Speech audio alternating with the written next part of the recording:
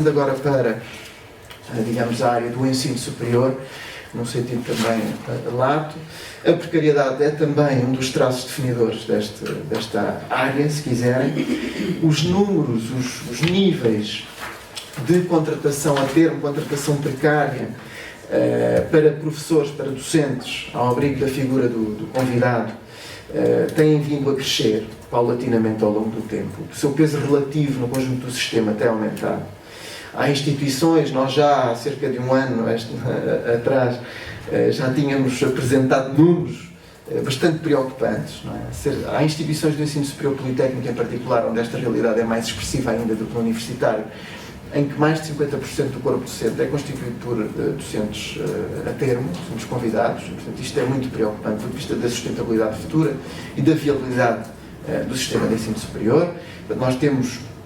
vindo a reclamar junto da tutela uma atitude firme de regulamentação do recurso à figura do convidado, que efetivamente transforma esta situação. Até ao momento isso não tem vindo a acontecer e isto é muito preocupante, tanto mais que institui ou enraiza institucionalmente situações, digamos, o acentuar ou o cavar de assimetrias do ponto de vista das relações de poder nas instituições, e não é de estranhar que nós, com alguma regularidade também, ouçamos falar de situações de assédio laboral, aumento da exploração, coisas deste tipo, que seguramente estão relacionadas com este tipo com a precarização do trabalho no ensino superior. Um dos mecanismos criados, e contou com o contributo da FENPROF, para fazer face, digamos, à situação vivida no ensino, foi o Decreto-Lei 112/2021, que permitiu as promoções internas nas carreiras, e isso permitiu, do nosso ponto de vista, aliviar, restaurar alguma justiça, se quiserem, junto de uma comunidade cujo digamos, desenvolvimento das carreiras estava bloqueado desde há muitos anos. Restaurou alguma justiça, mas não é, digamos, a resposta para o problema. Do nosso ponto de vista, a resposta para o problema deve ser criada e encontrada no quadro da revisão dos estatutos das carreiras. Mas estava eu a dizer relativamente a este decreto-lei, o que nos preocupa fundamentalmente aqui, num prazo relativamente curto de tempo, é o facto da vigência deste decreto-lei se esgotar em junho, e de nós sabermos que muitas instituições de ensino superior ainda não cumprem com aquilo que está previsto nos regulamentos, aquilo que está previsto na lei, nos estatutos, relativamente aos rácios, ao peso relativo dos docentes com ténure, não é? Com o estatuto reforçado de estabilidade no emprego, professores associados e catedráticos no ensino superior, professores coordenadores e coordenadores principais no ensino superior politécnico. Portanto, isto não está cumprido, estamos ainda em muitas instituições distantes e, portanto, era fundamental, por um lado, que se acelerasse a abertura destes concursos de promoção interna dentro do prazo e, por outro lado, eventualmente, refletir sobre o que é que deve ser feito para se poder cumprir com as estruturas previstas na lei. Uma nota também que nos parece importante fazer relativamente à recente aprovação das leis, digamos, as alterações ocorridas recentemente no quadro da Assembleia da República no que toca ao ensino superior politécnico, designadamente a possibilidade de poderem passar a utilizar em língua inglesa a designação Polytechnic University, por um lado, e por outro, terem o subsistema politécnico poder passar a conferir o grau de doutoramento. Portanto, isto são duas medidas, diria, uma mais no domínio simbólico, outra menos, mas que vão ao encontro de uma reivindicação antiga da FENPROF, que em última instância levaria à passagem de um sistema binário para um sistema unitário diversificado de ensino superior. Mas aquilo que nos parece agora importante fazer é ir além do simbólico, como eu estava a dizer, e fazer convergir, eliminar as diferenças que existem ainda entre a carreira politécnica e a carreira universitária no que diz respeito a duas questões fundamentais do ponto de vista laboral. Uma delas é a questão das horas, não é? Portanto, os colegas do ensino superior politécnico têm cargas letivas enfim, os estatutos prevêem cargas letivas maiores do que os do universitário, e também do ponto de vista remuneratório há diferenças que penalizam os colegas do ensino superior politécnico. Portanto, estes dois aspectos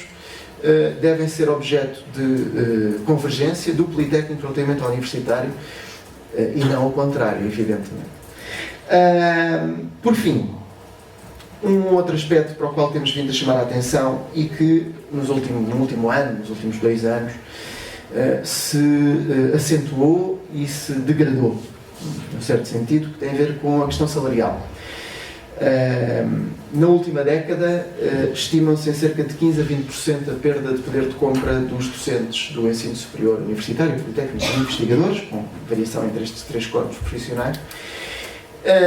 Os níveis de inflação que temos experienciado no último ano e meio, nos últimos 2 anos, agudizam esta degradação de poder de compra, e isto é extremamente preocupante porque, do ponto de vista material, acresce outro tipo de situações, burnout, esgotamento, exploração, como já tínhamos falado anteriormente, do trabalho, que criam aqui uma situação de enorme descontentamento por parte dos colegas do ensino superior e da investigação em Portugal, e que exige uma resposta, e portanto a resposta não pode passar por outra que não seja a reivindicação ou a criação de condições para aumentos salariais alinhados com a inflação, para que esta perda de poder de compra verificada na última década não prossiga para o futuro. Para sermos consequentes na resposta a este conjunto de reivindicações, como já tinha dito, aliás, o Mário Nogueira, é importante retomar as negociações que estão, enfim, interrompidas, se quiserem, desde novembro, desde o final do ano passado, sem que o MESTES tenha dado continuidade. Havia, como também já foi dito, 3 matérias, na verdade são 4, mas existiam 3 de maior expressão, cuja negociação se previa ter iniciado já em 2022. Portanto, como já foi dito, a questão da regulamentação do ensino superior privado e também a negociação em torno do ESIC, do Estatuto da Carreira de Investigação Científica, mas existia também uma terceira questão, e foi aquela com que começámos aqui a nossa intervenção, com que comecei a nossa intervenção e com que gostava agora também de concluí-la, porque é de facto a mais urgente. E esse terceiro ponto do protocolo negocial dizia o seguinte, e estou a citar: consagrar um mecanismo de apoio à abertura de procedimentos concursais para a categoria da carreira de investigação científica ou da carreira de docente do ensino superior, a que as instituições públicas se encontram obrigadas no término dos 6 anos de contratação a termo. Portanto, isto tem que ver com o Decreto-Lei 57 e com a necessidade, como eu tinha dito inicialmente, do MESTES assegurar às instituições de ensino superior públicas que vai haver folga orçamental para que elas possam dar este passo. É certo que as resistências que nós sabemos existirem por parte das instituições de ensino superior não se esgotam na questão financeira, há outros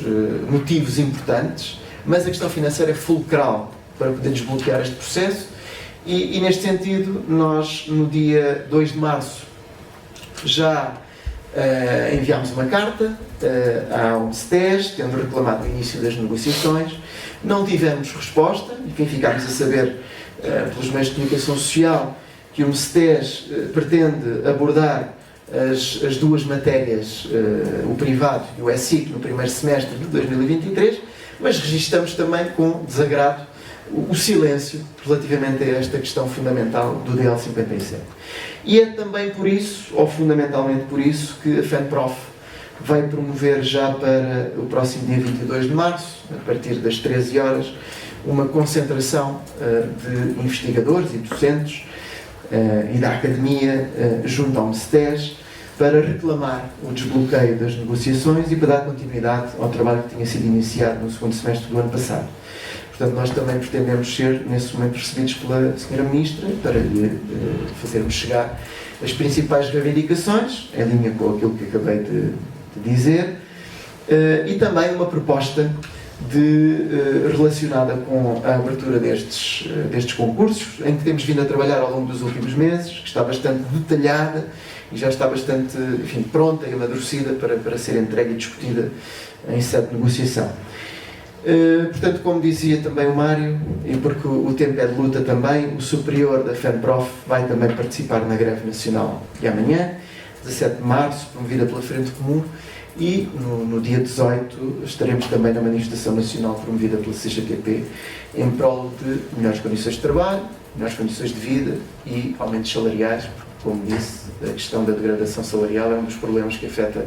as nossas vidas de forma mais veemente e contundente. Muito obrigado a todos pela vossa atenção. Obrigado.